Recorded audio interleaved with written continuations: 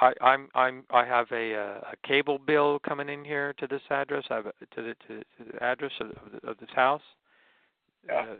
I have a cable bill, I have a water bill, I have a gasoline bill, I have a property tax bill, blah blah blah blah blah. Now the thing is, these bills they're not my responsibility. I didn't apply for that name. I didn't register that name.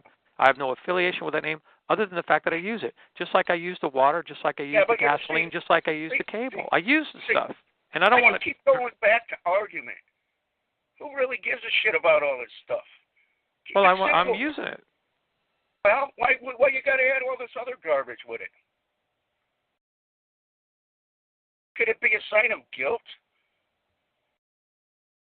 Well, I'm just asking myself, what should I do with these bills when they come to the address of the house that I'm using, and it says blah blah blah blah blah.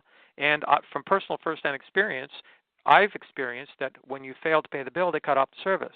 That's been my experience. So I'm anticipating that if I fail to pay the bill, it'll be turned off again. So I'm asking myself, well, then what should I do with these? I want to continue to use the service, but this bill is not my responsibility. So what should I do with it? Well, pick one out that you don't really care if it gets shut off or not, and experiment. What else can I tell you? But the way you're talking, they're going to shut it off on you, if you ask me.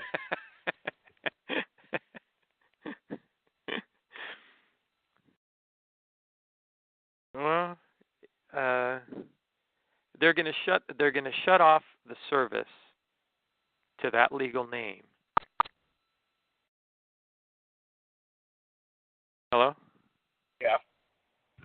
They're going to shut off the service to that legal name. And when I say, well, wait a minute, I think there's been a mistake here. I want that service left on. They're going to say, there's been no mistake. We've double-checked our paperwork. We've got a legitimate bill against that legal name. There's no mistake here.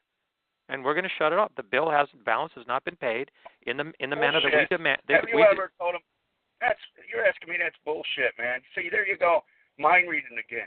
I've found when you call people and say there's a mistake, they're like, let me look into this and stuff. And I'd be asking them, who's authorized, just might want to fish around.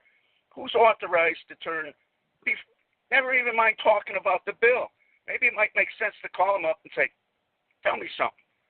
Who is authorized to turn electricity to the house at blah, blah, blah place on or off?